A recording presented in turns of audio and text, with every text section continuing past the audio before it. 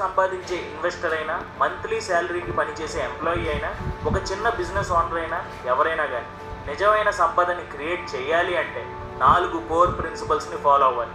ఈ 4ంటిని కలిపి wealth pyramid అని అంటారు.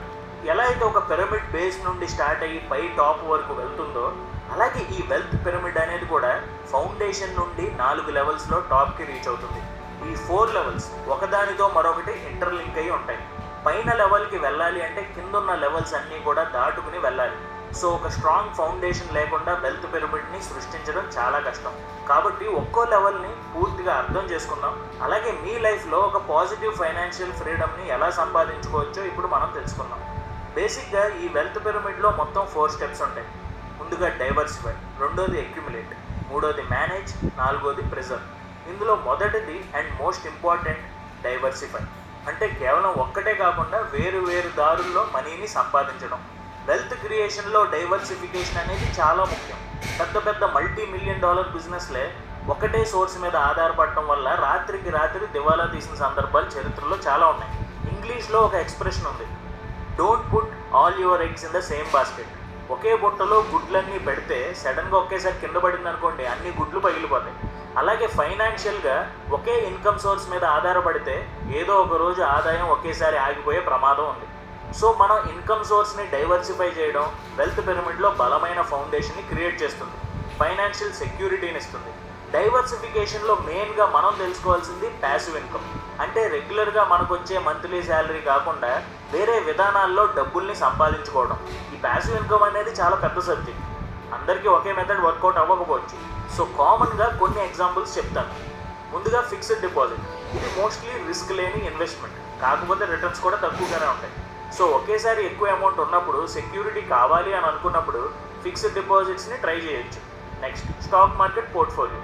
కోవిడ్ తర్వాత ఇండియాలో స్టాక్ మార్కెట్ ఇన్వెస్ట్మెంట్ అనేది చాలా అవేర్నెస్ పెరిగిపోయింది. కాకపోతే చాలామంది సరైన గ్రౌండ్ వర్క్ చేయకుండా ఇన్వెస్ట్మెంట్ జర్నీని మొదలుపెట్టి నష్టాలను చూసిన వాళ్ళు ఉన్నారు.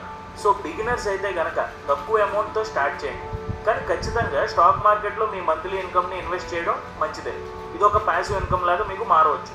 ఎఫిలియేట్ మార్కెటింగ్ అంటే వేరే బ్రాండ్స్ని, ప్రొడక్ట్స్ని ప్రమోట్ చేసి సెల్ చేయడం అండ్ అందులో కొంత కమిషన్ మీకు వస్తుంది. ఇది కూడా ఒక మంచి passive income source. Next content creation. Present మంచి భూమిలో ఉన్న ప్యాసివ్ ఇన్కమ్ సోర్స్ ఇది. చాలామంది దీన్నే మెయిన్ ఇన్కమ్ సోర్స్గా కూడా మార్చుకుంటారు. ఎందుకంటే యూట్యూబ్, ఇన్స్టాగ్రామ్, ట్విట్టర్ ప్లాట్ఫామ్ ఏదైనా కానీ కాంటెంట్ క్రియేషన్తో ఒక మంచి ప్యాసివ్ ఇన్కమ్ జనరేట్ చేయొచ్చు. మీకు ఇంట్రెస్ట్ ఉన్న కేటగిరీని సెలెక్ట్ చేసుకుని కాంటెంట్ జనరేట్ చేయండి. స్లోగా ఒక మంత్లీ ఇన్కమ్ అనేది క్రియేట్ చేసుకోవచ్చు. Real estate. ఈ పేరు వినగానే ఎక్కువ పెట్టుబడి పెట్టాలేమో అని అనుకుంటారు, కానీ రియల్ ఎస్టేట్ అంటే కత్తలు వేసుకుని కోట్లలో డీల్ చేయాల్సిన అవసరం లేదు. చిన్న స్కేల్లో కూడా రియల్ ఎస్టేట్ని డెవలప్ చేసుకునే అవకాశం ఉంది. సపోజ్ మీ ఓన్ హౌస్ని లేదా మీరుంటున్న ఫ్లాట్లో రూమ్స్ని హోమ్ స్టేగా మార్చి లేదా ఎయిర్బిఎన్బిగా మార్చుకోవచ్చు. అలాగే మంత్లీ రెంటల్స్ వచ్చేలాగా ప్రాపర్టీని కొని డెవలప్ చేసుకున్నా సరే ఒక స్ట్రాంగ్ ప్యాసివ్ ఇన్కమ్ సోర్స్ మీకు వస్తుంది. యాక్చువల్గా వేరు వేరు మార్గాల నుండి డబ్బు సంపాదించడం వినడానికి బాగానే ఉంటుంది, కాకపోతే పెట్టుబడి ఎక్కడి నుంచి తీసుకొస్తామని చాలామంది అడుగుతారు. దీనికి నేను ఇచ్చే సమాధానం ఏంటంటే స్టార్ట్ స్మాల్. ముందుగా మీకు మంత్లీ ఎంత వస్తుందో ఒకసారి చెక్ చేసుకోండి. అండ్ ఆ మంత్లీ ఇన్కంలో కనీసం 5% అయినా ప్యాసివ్ ఇన్కమ్ నుంచి వచ్చేలాగా టార్గెట్ పెట్టుకోండి. చిన్నదైనా పెద్దదైనా సరే ప్యాసివ్ ఇన్కమ్ మొదలు పెట్టడం చాలా ముఖ్యం. ఎందుకంటే ఒక్కసారి మొదలుపెట్టిన తర్వాత స్లోగా ప్యాసివ్ ఇన్కమ్ గ్రో అవుతూ వస్తుంది. సో కొన్ని సంవత్సరాల తర్వాత అంతా బాగుంటే మీ మంత్లీ ఎక్స్పెన్సెస్ మొత్తాన్ని మీ ప్యాసివ్ ఇన్కమ్తోనే రీప్లేస్ చేసేవచ్చు. జస్ట్ ఒక 2-3 వేలు మ్యూచువల్ ఫండ్స్లో, ఎస్ఐపిలో పెట్టినా సరే 2 సంవత్సరాలకి ఒక మంచి అమౌంట్ మీకు కనబడుతుంది. ఇక్కడ పాయింట్ ఏంటంటే అసలు మొదలు పెట్టకపోవడం కంటే చిన్నగా ఒక అడుగు ముందుకు వేస్తే ప్యాసివ్ ఇన్కమ్ జనరేషన్ మీకు అలవాటు అవుతుంది. డబ్బులు లేకపోయినా సరే కొత్త మొబైల్ని ఈఎంఐలో కొనడం కంటే కూడా ఆ ఈఎంఐ అమౌంట్ని ఒక మంచి ఫండ్ చూసుకుని ఇన్వెస్ట్ చేస్తే సంవత్సరం తిరిగేసరికి యావరేజ్గా 20-30% ఇంక్రిమెంట్ మీరు పొందవచ్చు. ఆ డబ్బుతో మీకు నచ్చిన వస్తువుని అప్పుడు కొనుక్కోవచ్చు. సో మంత్లీ ఇన్కంలో డైవర్సిఫికేషన్ గురించి మీకు మీరే ఆలోచించుకోండి. ఒక నెలలో మీకు వచ్చే ఆదాయాన్ని, ఖర్చుల్ని ఒక చోట రాసుకోండి. మీ కంట్రోల్లో, మీ ఫ్రీ టైంలో మీరు చేయగలిగినటువంటి ఒక ప్యాసివ్ ఇన్కమ్ మెథడ్ని ఎంచుకోండి.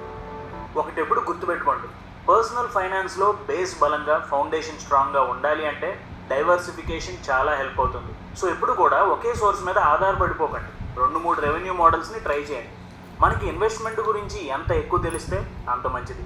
నేను రీసెంట్గా ఇన్వెస్ట్మెంట్ గురించి తెలుసుకుంటున్నప్పుడు ఒక కొత్త ఇన్వెస్ట్మెంట్ ఆపర్చునిటీ గురించి చదివాను. అది చాలా ఇంట్రెస్టింగ్ అనిపించింది. Investing in metals and gem stones, అసలు సేఫ్ ఇన్వెస్ట్మెంట్స్లో ఇది కూడా ఉంది అనే విషయమే నాకు చాలా లేట్గా తెలిసింది. అండ్ ఇలా దీని మీద రీసెర్చ్ చేసినప్పుడు earn money on metals and gem stones అనే ఆడియో బుక్ కుక్కు ఎఫ్ఎంలో విన్నాను. అండ్ ఈ ఆడియో బుక్లో ఉన్న ఇవట్లో రెండవది అక్యుములేట్, అంటే పెట్టుబడి ద్వారా వచ్చిన లాభాలని మనీ రూపంలోకి కన్వర్ట్ చేసుకోవడం.